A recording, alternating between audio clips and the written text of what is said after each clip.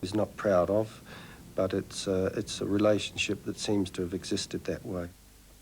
It was under the leadership of the wharfies' great hero, Jim Healy, that the balance began to be redressed. And the union also started to flex its muscle for wider causes, refusing in 1938 to load pig iron shipments to Japan, maintaining rightly that they'd come back as bullets, but making an enduring enemy of Pig Iron Bob, Prime Minister Menzies. The full cabinet today directed the war cabinet. It was under Labour's wartime leader, John Curtin, that the wharfies rid themselves of the hated bull system and gained the right to organise recruitment themselves. And they've still got it. A labour force the employers have no choice but to call on.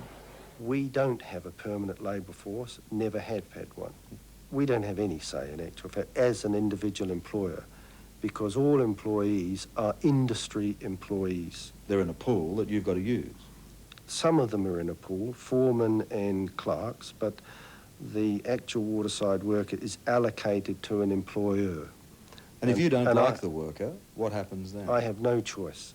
In 1954, Menzies tried to return the power of recruitment to the companies, but a national waterfront stoppage put paid to that. Every seaport in Australia stopped work in protest against the bill. It was the last real attempt to tackle the recruitment issue head-on.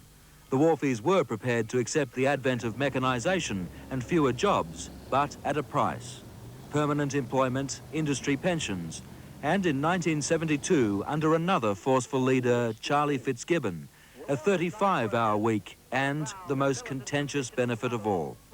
The stevedoring employers made a pact, one of these sweetheart deals, with the waterfront unions, that there would be no compulsory redundancy on the waterfront. There would be jobs for life on the Australian waterfront. Now, we've got a ridiculous situation up in the Port of Cairns at the moment, where a number of employees up at the Port of Cairns aren't needed anymore. The firm that used to employ them went into liquidation last November, but under existing employment arrangements, these employees, these waterside workers in Cairns, cannot be made compulsory redundant.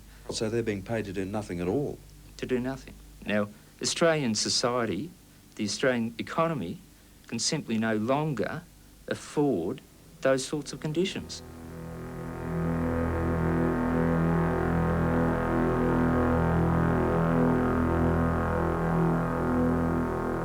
Australia can no longer afford the litany of excesses that have become routine here. Practices uncovered in repeated inquiries whose reports have merely gathered dust on government shelves. But the latest by a group called the Interstate Commission has become the basis for reform, with the government determined to address its major findings: high costs, endemic unreliability, ineffective management, congestion, too many disputes, too many workers doing too little work. The ISC found overseas container terminals at least 60% more efficient than ours, but said reform could produce an immediate improvement of 30%, providing there was a will to address it. The Interstate Commission report also said this: the tendency for matters to improve while they're under investigation, but to lapse once the pressure's off. What's going to be so different this time? We're going to keep the pressure on. That's what's going to make the difference. The vehicle for change is the government's Waterfront Industry Reform Authority, which last September negotiated an in-principle agreement between unions and employers, setting a reform deadline of 3 years. Well, welcome, gentlemen. This is the meeting of the Chairman's Advisory Committee. Wirra's chairman is Peter Evans, a retired oil industry executive now embarked on one of the country's toughest jobs. Some people outside are saying that enough hasn't happened. Now, I don't accept that that is the case. What we are endeavouring to do is change a culture and many other things, such as work practices and management practices, that have been there for a heck of a long while. We've been set a maximum period of 3 years. I and the parties to the agreement will certainly be working to try and do it in less than 3 years. We've arranged for Captain Richard Setchell of Connost to explain to us the... But at this meeting last week, Australia's leading employer of waterfront labour, Connost, set a deadline for change not of 3 years, but 3 months. And boss Richard Setchell startled participants with a thinly veiled threat. Conost threatened that they will embark on a dispute, and the end consequence of it all will be that if they need to, they'll shut their operation in this country down. Now, whether Conost, which is part of the worldwide, very old P&O group, will want to withdraw from Australia after 130 odd years will remain to be seen. If they want to get more out of restructuring and reform than others, well, then we've got a problem. That problem is the prospect of a waterfront dispute at a time when Australia's trading performance is most vulnerable. The prospect of a Barney on the waterfront is something you need like a hole in the head. That's quite right. The nation needs like a hole in the head. Nobody wants it. If you have a stoppage of one day on the waterfront, it has an effect on our import and export trade. Why P&O wants a scrap is easily answered. Its London bosses want to staunch mounting losses in Australia and see no reason why rapid reform imposed in Margaret Thatcher's Britain can't be repeated here. Just what they'll do to precipitate a fight, they're not saying.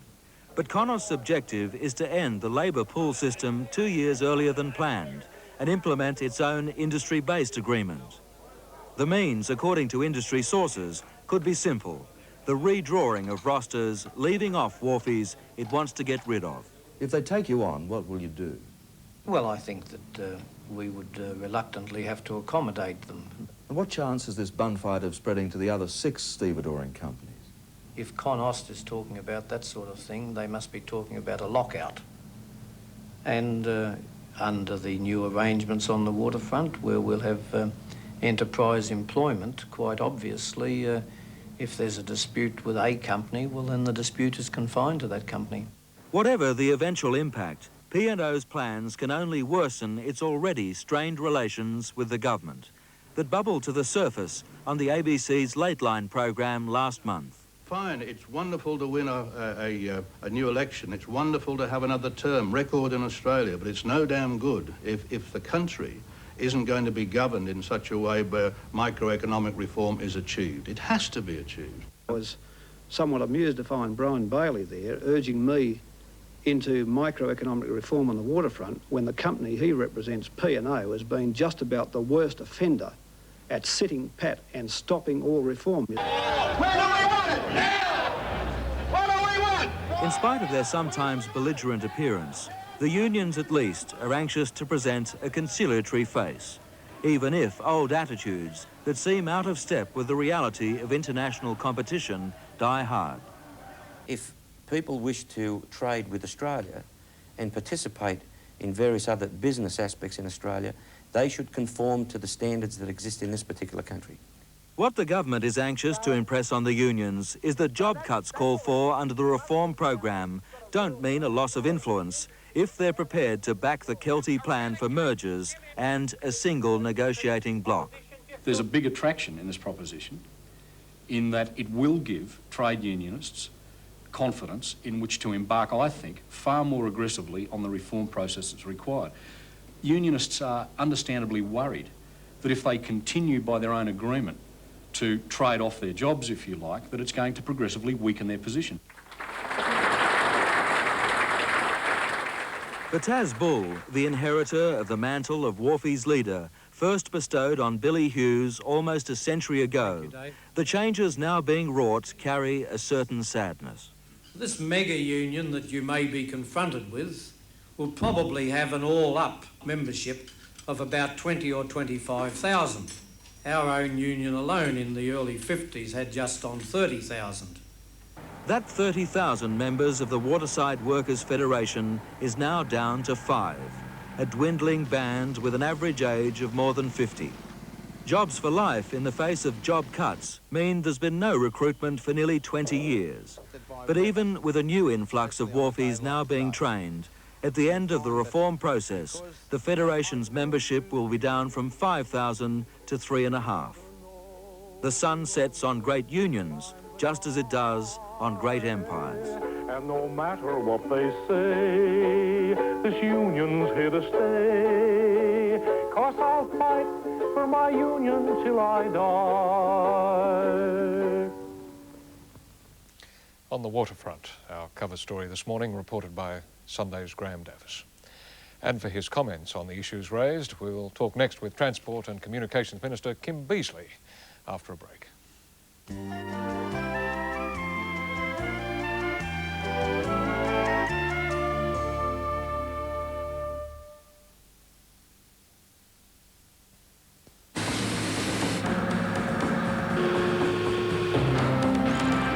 would have thought an Australian company could take on world steel giants and win? BHP Steel did it, and now makes steel sleepers for the toughest twists and turns of Canada's British Columbian Railway. In really arduous conditions of terrain and climate, BHP steel sleepers survive where wood splinters. And the export dollars keep rolling home. With the sleeper under test in Alaska and in other parts of the US, the future looks great. Getting out, getting on with it. That's the strength of Australian steel people. You think you're strapped for cash? Wrong. You've poured money into Home Sweet Home for years, and now Bank of Queensland's Home Equity Loan Plan lets you tap that valuable equity at a lower interest rate with flexible repayments for any purpose.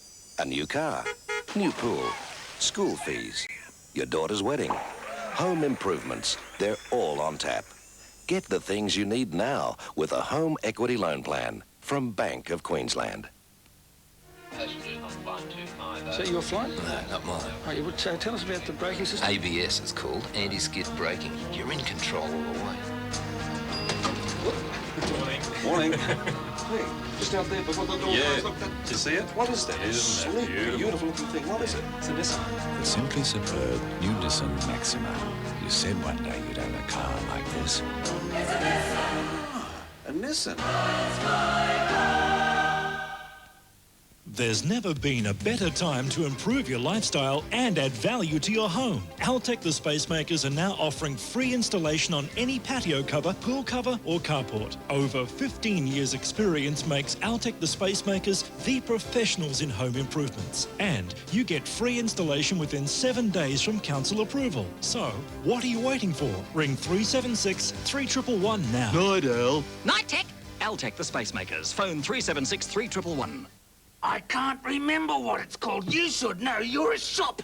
It's blue. It's white. It's about this big. It's got chrome. It's got chrome at the top that goes up and down like this, and it's got the little pin that goes in through the... Polaroid. It says it all in an instant. As our previous report on waterfront reform was going to air, it was being watched in Perth by the new Transport and Communications Minister, Kim Beasley, who's charged with effecting the changes, and who's now waiting to talk with our political editor, Laurie. Laurie?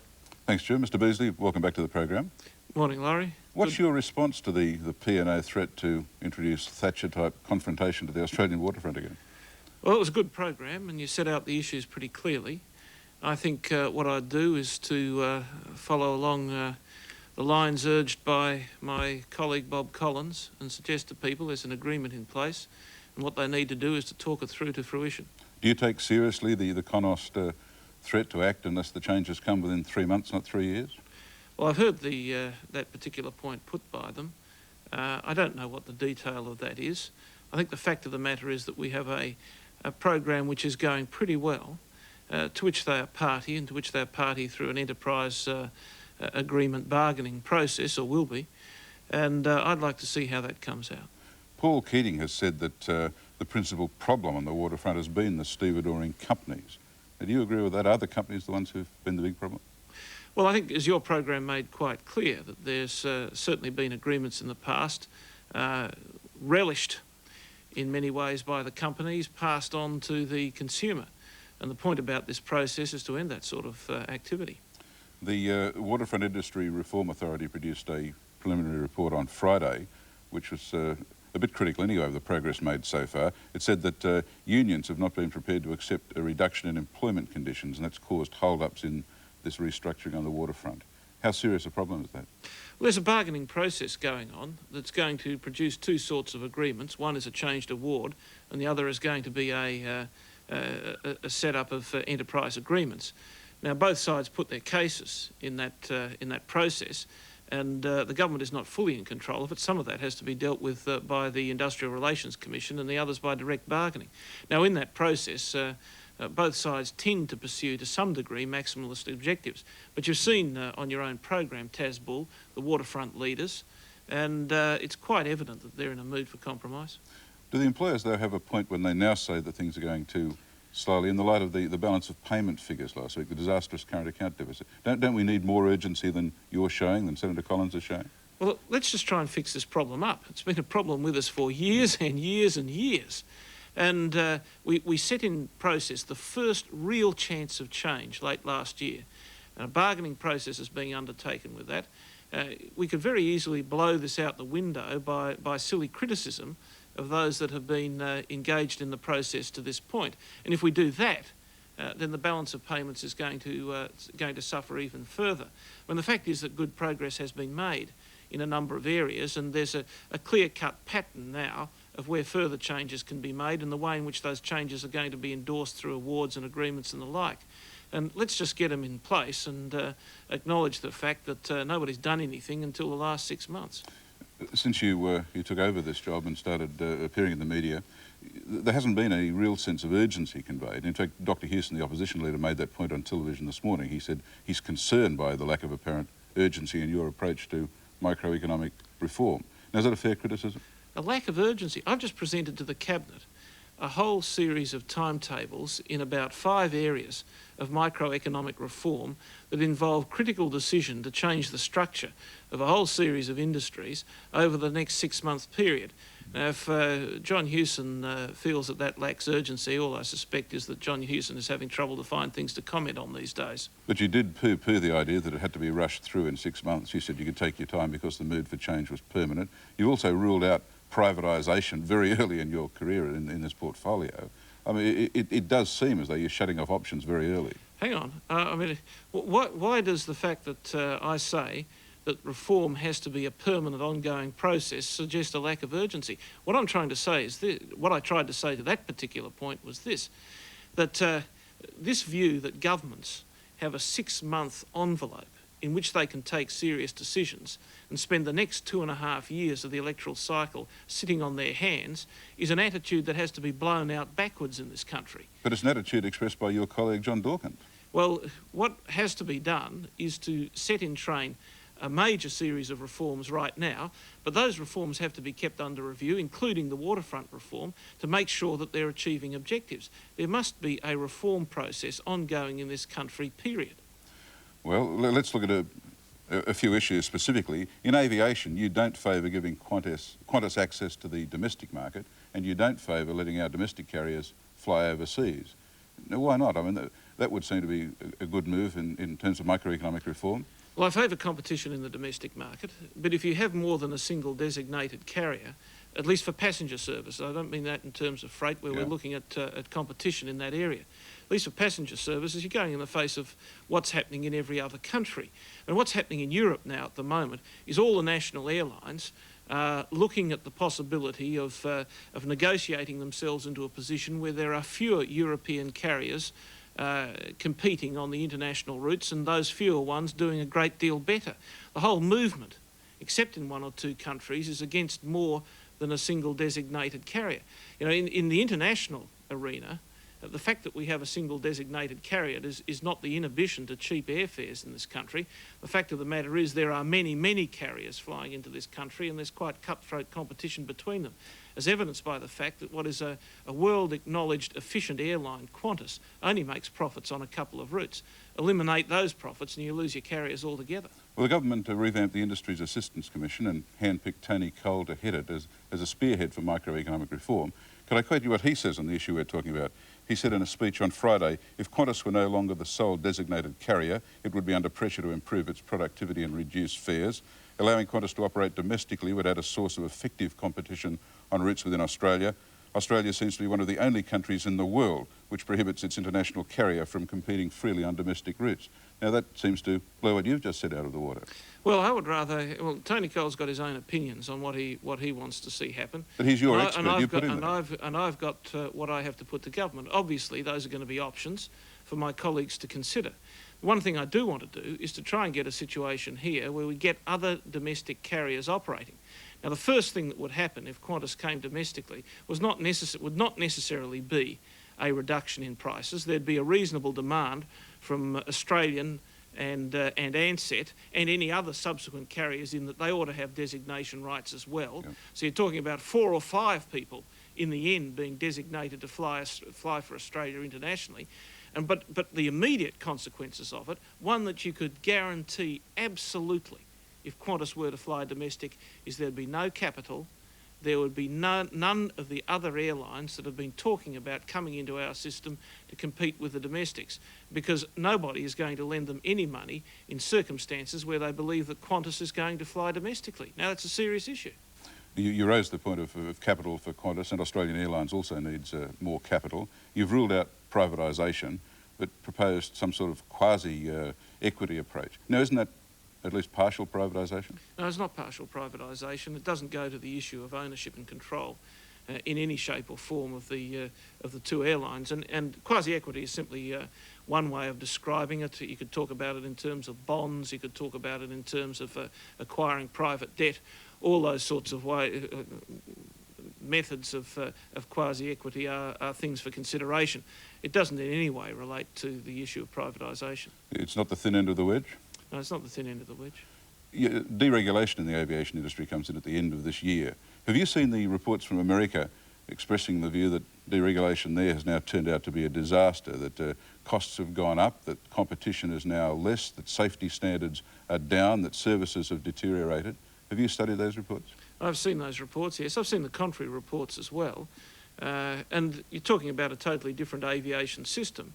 But I don't necessarily think that when deregulation comes in, that we're going to be in a position where there's unfettered good news. But one area where there will be unfettered good news, let me tell you, is on safety. Safety standards will be maintained. You don't expect the big fish to gobble up the little fish, as happened in America? I think it's quite possible that once deregulation is in, new airlines are created, airlines will go broke, airlines will merge. All these things are going to happen exactly as happened in the United States. Mr. Beazley, the other interesting area of your portfolio, as far as you're concerned anyway, is broadcasting. The curly question is the subject of foreign control of our television networks. Your predecessor gave a lot of conflicting signals. What's your view? You say 20% ownership will be the limit, but what does that mean? Well, the current Act provides for that, both in terms of an individual investment up to an aggregated foreign investment. Now, it's been a matter of consensus in politics in this country for some time, a consensus I agree with, that our broadcasting system ought to be under Australian control. It is not an industry like any other where one can take I think, a very pragmatic view to the issue of foreign control. Broadcasting is at the heart of the development of our national culture. Now, it is quite clear that in the Act there are a number of loopholes which at least one network has taken some advantage of. Now we have to sit down, and we will sit down over the next couple of weeks in Cabinet, look at that, and work out ways of ensuring that the principle of the Act as it was intended is maintained. And we may have to do a bit of grandfathering, we may have to do a few of those things to bring it back to that principle, but the principle must be maintained. When you talk about grandfathering, you're saying that the network that has breached the spirit of the Act will or divestment, all those sorts of things are going to have to be considered. You'd seriously look at divestment? All those things have to be considered by Cabinet, yes. The chairman of the Broadcasting Tribunal, Dmitri, said last week that Australia had the best television in the world, given its population. Now, isn't there a risk that if the networks are cut off from the capital they need, that will deteriorate? I think that I'd agree with Deirdre O'Connor's comment about Australian television, and I think the financial state of the networks must always be a matter of concern for government, and that will unquestionably be a matter of concern when we consider overall reforms to the Broadcasting Act and issues like paid television as they come in. But I think you have to be very, very wary about over-compromising a fundamental issue, like whether or not your broadcasting remains within national control, and there are very few nations that adopt a lackadaisical attitude to that particular question, that being the means by which you address the financial problems that are being confronted by the network. It's been said since you got this new job that you're not a deregulation purist. Is that so? I think that's quite right, but I am in favour of competition. And as far as the airlines are concerned, as far as the communications industry is concerned, there is an absolute requirement for more effective competition in this country. A private competition for telecom? I think that's certainly something that we have to seriously consider, yes. And the form in which that takes place, whether it's across the board or whether it's in specific, likely highly profitable areas such as cellular mobile telephones, that's something which in our carrier review we must arrive at a conclusion on. Mr. Beasley, you've got a huge job. Good luck and thanks for appearing. It's a great job. Thanks. Thanks, Jim. Back to you. Okay. Kim Beasley, responsible for transport and communications with, of course, Laurie. All right, time for a change of pace. Our month of Sundays is next, after a break.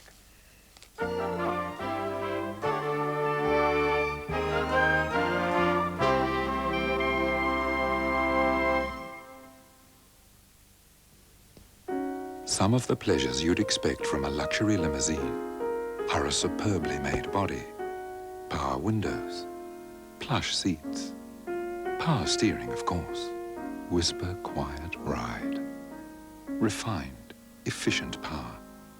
But only one luxury limousine comes with all this in this size. The Honda Civic, the surprising new dimension in luxury motoring. For years, you've been working towards retirement, cutting back, watching every cent, going without. With GIO Australia, you have total control. You know exactly where every cent is going. And when you roll over with GIO, you get smarter investment advice, a good return for a low management fee, and with an investment of $30,000 or more, you pay no entry fee. We don't go in for small print and double talk, just good advice, straight and simple. GIO Australia, personal investment in a nutshell. Oh, look! What's in there? This is very special. These are all my cards, see? Birthday cards and get well cards and all the lovely cards. Who's this one from? Your granddad gave me that on our first anniversary. What's an anniversary? It's kind of like a birthday. Only it's the number of years two people have been married. Look what I found! Oh, I loved that hat. Grandma? Come on, you two. Let's get going. Hallmark, when you care enough to send the very best. What makes a man more appealing? The Continental Touch. Cadbury Continental Selection. A delicious assortment of fine chocolates with 13 exotic centres. Like Grand Brazil, Caramello Deluxe and Creme de Menthe. Give the Continental Touch. Cadbury Continental Selection. For lovers of fine chocolate. At GIO, we don't go in for small print and double talk. Just good advice, straight and simple, so you know how and why we make your retirement more comfortable. GIO Australia, personal investment in a nutshell. Phone 235-0222. As Hitler's Third Reich crumbled, 3 Nazi generals made a pact, a covenant for their children, and a deadly legacy for the world. 40 years on, Noel Holcroft is suddenly heir to one of the greatest fortunes in history. To collect it, all he has to do is stay alive. Do we really have to go through all this? Michael Caine, Anthony Andrews, Victoria Tennant, in Robert Nutham's best-selling thriller, The Holcroft Covenant, tonight, 8:30 on Channel 9. Since we began compiling our month of Sundays all those years ago, one of our regular participants has been former American President Ronald Reagan, either doing or saying something funny, usually unintentionally. Well, in this, our first month of Sundays for 1990, we feature another president acting out of the ordinary. The difference, George Bush, unlike Ronald Reagan, knows why the media is laughing at him. Our goal's there to work with us on getting this crime package through. I understand Bill is cough. It's news. With a nose for news this month of Sundays, U.S. President George Bush. They got their job to do and I got mine. And later, this most important policy statement from the most powerful man in the Western world. I do not like broccoli. And I haven't liked it since I was a little kid. And my mother made me eat it. And I'm President of the United States. And I'm not going to eat any more broccoli. Now. With advice for those who fantasize about the ultimate wave, a lesson in life from champion surfer Barton Lynch. Do you ever think about sex while you're surfing? No. I'd confuse myself, I'd get all flustered and most probably fall off. Do you think about surfing while you have sex? Again, I'd get all flustered and fall off. And yes! Oh, yes! and no, left a bit. I don't know what that means. Boy, did we have camera problems this month of Sundays. There was the cameraman who kept his eye on the viewfinder. A lord of the manor finding the wrong target. What you mean is that you've been deliberately Oh, sorry. Yes. Then there was surfer Mark Warren and the inevitable wipeout of wave cam. Hang on, got away, hang on. Yeah, I'm right. You right? It was open season on cane toads this month of Sundays, from ad hoc treatment on television. A toad. New Toadex.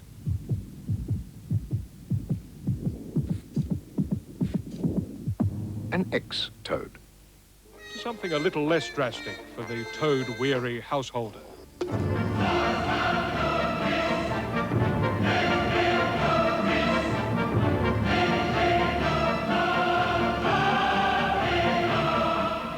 When it's full, the garbage liner can be removed, tied off and thrown away. There's no mess because the sop that is placed in the bottom kills the toads and dries them up, so there's no smell and no mess. So it's basically a cured salted toad.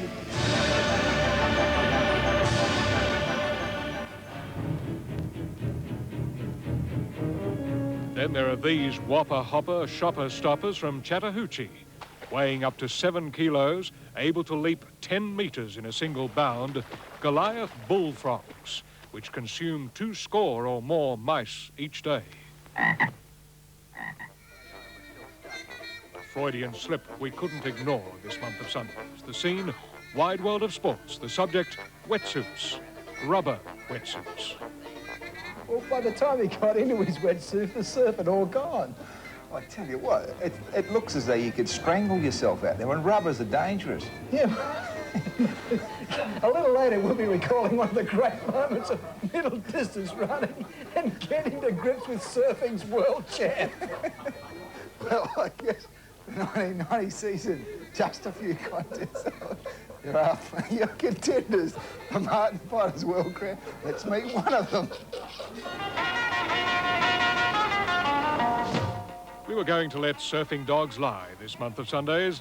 Then along came Son of Rocky, hot-dogging the tail of a wave. He's just a dog. He's a star, but he's just a dog still.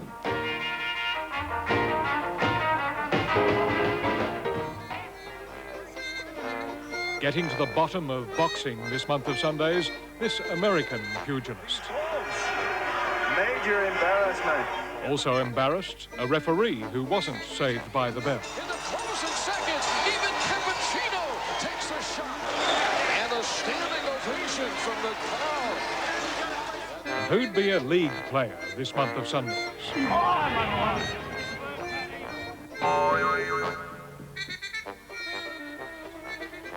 Bouncing along this month of Sundays, the booming sport of basketball. Fans got involved.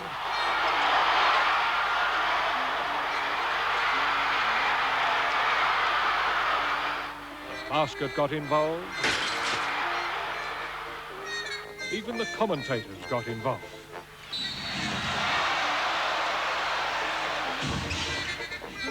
A three-point shot.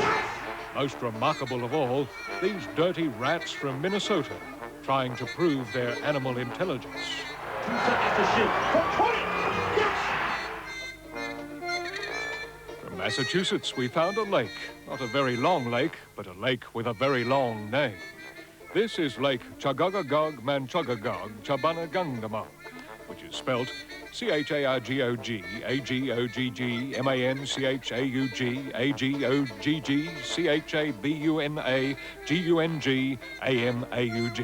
Chargagagog-Manchogagog Chabanagangdamog. lake that spells difficulties. The name is Lake Chagagagog, Manchagagog, Chibunagungamog. That's the real name of the lake. I'm going to differ with you. Lydia Slater wanted me to bring back the Webster Lake, the name back to the original, which was Lake Chagagagog, Chibunagungamog. But the other syllables were added from time to time. It should be Chibunagungamog. As opposed to what? Lake Chagagagog, Manchagagog, Chibunagungamog. I thought Pink Floyd was something you ate. To our monthly awards, and from the science of electro-vocal energy, a stereo award to Australian rock tutor Elizabeth Sabine. I die, I die, I die! I die, I die, I die! To ABC commentator John Pierre, a technical difficulties award. Credit to all the technical means they have at their disposal today. Poison Tongue Award to feline Fleet Street columnist Jean Rook, who said this of Kylie Minogue. Don't think she can sing her way out of a boiled egg. Fatal Attraction Award to gonged actress Glenn Close.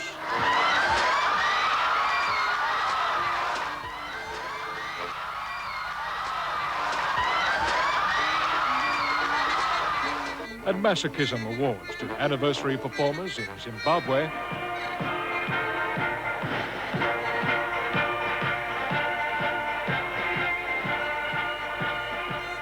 And these Chinese troops in Beijing.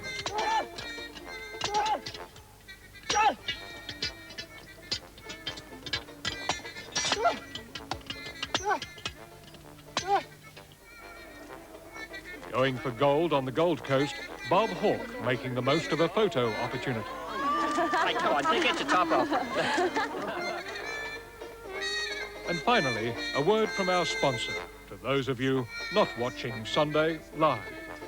Now it eats these things, all right? It opens its mouth, and it goes. Peter, no TV till you've had your breakfast. Now it eats these things, all right?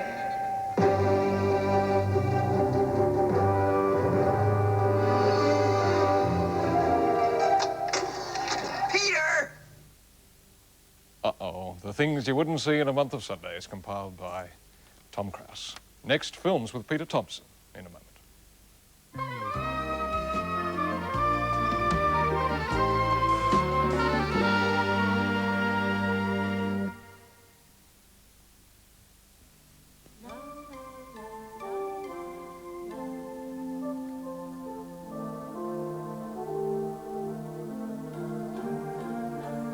Australian Airlines isn't just back to normal, it's better than ever. With advanced new aircraft for greater comfort. New flight deck lounges that are even bigger and better. Because our customer services program means that we know what you want.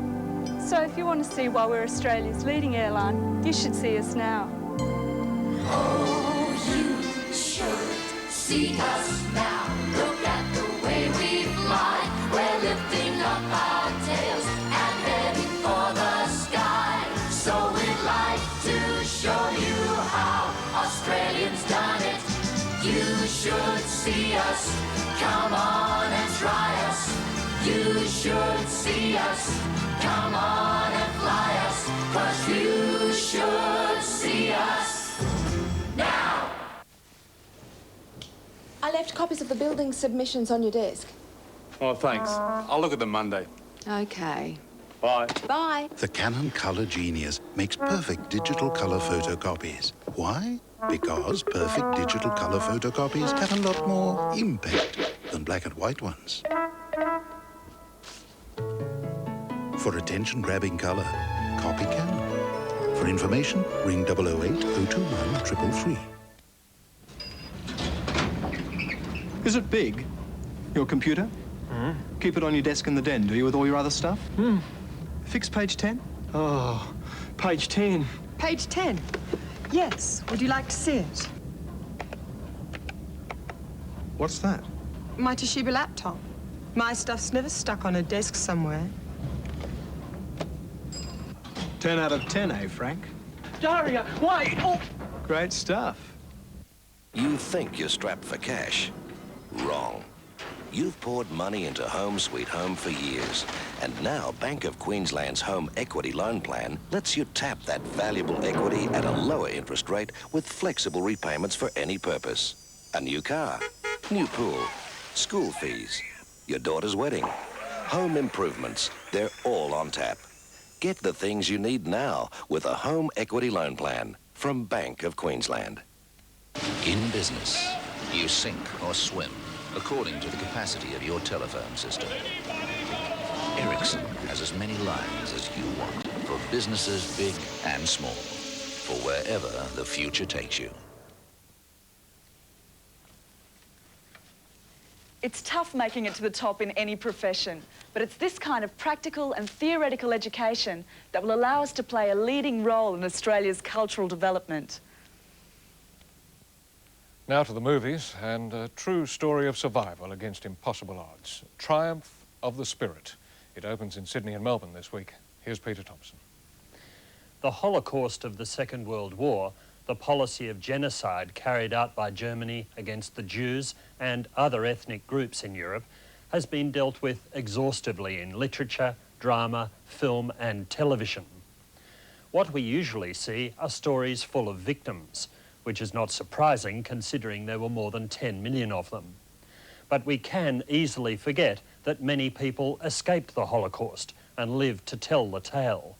Victims themselves in a sense, but also witnesses to the extraordinary strength of the human spirit. Salamo Arush and his family are tough and proud. The men work on the local docks in Salonika. In his spare time, Salamo romances his girlfriend, Allegra, and trains with his father and his best friend to become middleweight boxing champion of the world.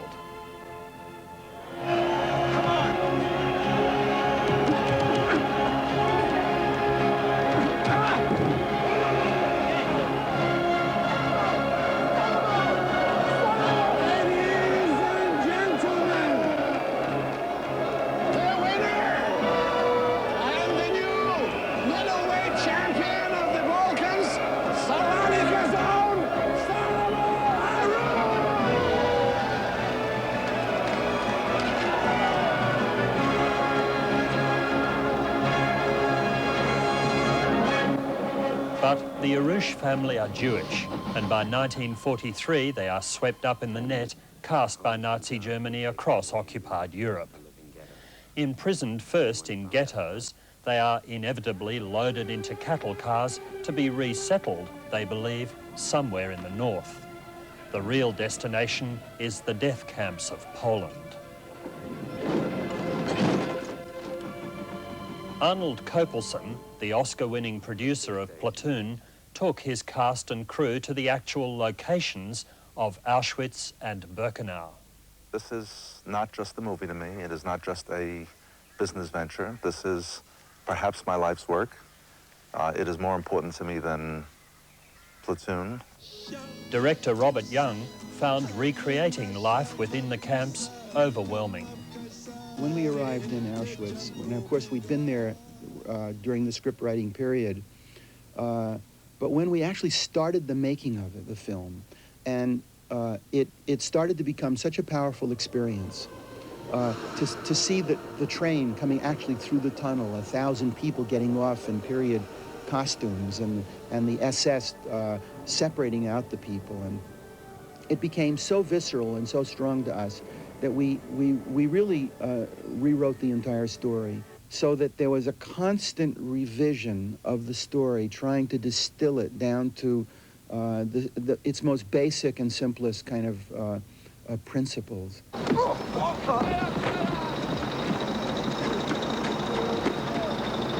Young had to stay focused on the true story of Salamo Arush, who was to see his family disintegrate, but, incredibly, was to survive because of his skill with his fists. Coming to the attention of the Nazi commanders, he is singled out to compete in boxing matches with other inmates. The Sturmbannführer says you must understand the officers bet on these fights. There is much money at stake, and the Sturmbannführer wants to win. Please tell the Sturmbannführer that I will win for him. He can bet his life on it. Willem Dafoe went into heavy training for his role, helped by his real-life counterpart, who became an advisor on the film. The commandant liked me. Will take me every Sunday, 2 times in the weeks, to go in Katowice, Gleiwitz, and many camps to fight. My character is, initially, he was a kind of classic hero in a kind of melodramatic story. But now he's much more a witness to an event that does happen. And there's a lot of moral ambiguity in the story.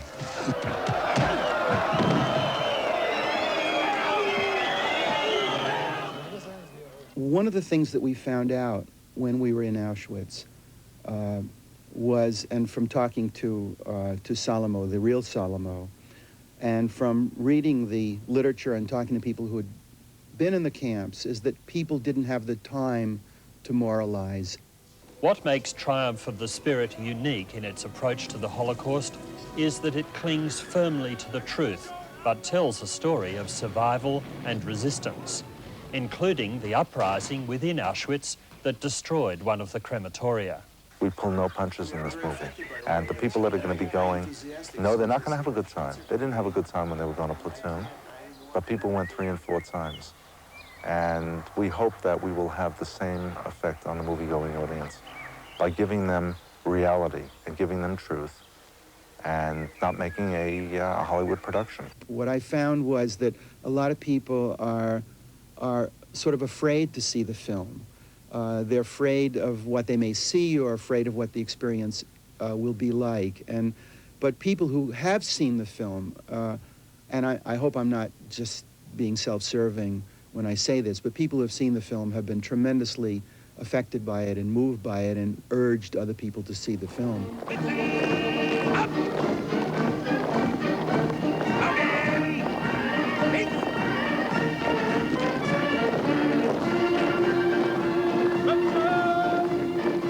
To me, it seemed tremendously important to make the film now, because the last of the people who lived in this experience they're passing away, and it so happens that just now, in Eastern Europe, with Germany being reunited, and with the loosening of the controls in the Soviet Union and all kinds of ethnic strife beginning up again, I think it's important that this message, this story of how people, what lengths people have already gone to dehumanize people. If I live, I'll find you. I'll be there.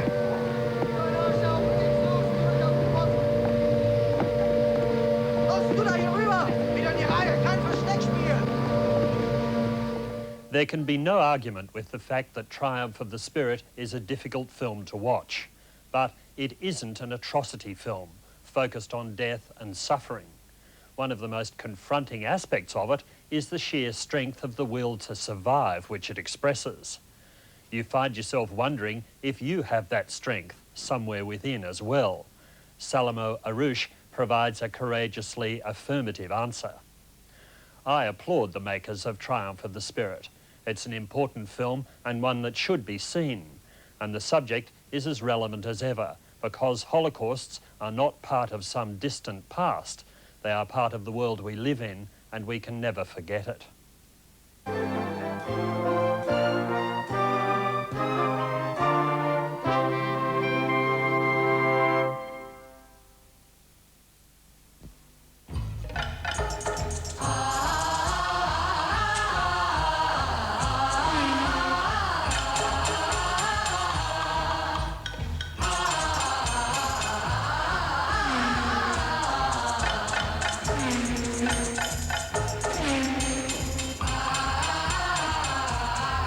It reflects everything we've learned from Formula One. The 1.8-litre Honda Integra. think you're strapped for cash? Wrong. You've poured money into Home Sweet Home for years, and now Bank of Queensland's Home Equity Loan Plan lets you tap that valuable equity at a lower interest rate with flexible repayments for any purpose. A new car, new pool, school fees, your daughter's wedding, home improvements, they're all on tap. Get the things you need now with a Home Equity Loan Plan from Bank of Queensland. The Australian Ballet returns to the Lyric Theatre with one of its finest full-length productions, Onegin. This superb classic is hailed as a masterpiece. The sensational choreography and elegant staging bring Pushkin's dramatic poem vividly and passionately to life. Accompanied by the Queensland Philharmonic Orchestra, the Australian Ballet's Onegin is not to be missed. Opens June 1st for 10 performances only. Book now at the Queensland Performing Arts Complex. Some words of encouragement for small business. When you've got people and boats all over the world, I wouldn't risk anything other than the Commander. I would recommend the Telecom Commander system to other small businesses. The experts? Telecom. They've got the range, the service, the backup. For small businesses, anybody be crazy not to use a Commander system. The right choice is vital in business, so why take a risk with anything but a Telecom Commander system? Call Telecom for all you need to know, because there is only one Commander. Mr. Okamura will now demonstrate the practical advantages of computer networking. At NEC, we can tailor a networking solution to suit you now and in the future. And as every major company in Australia knows, the key to the future, however near or far, is the efficient sharing of essential information. NEC, we make networking work. He did not commit suicide, never. Since 1982, 25 British scientists have died in mysterious circumstances. This is something straight out of Frederick Forsyth. This man seeking refuge in Australia thinks he may be next. Someone have hypnotised him to tell him to kill himself? I think that's quite possible. A bizarre story of secret agents and mind control. It's very special. And Australia's new baby boom. I didn't plan it to be when I was 45. Women giving birth in their 40s this week on A Current Affair.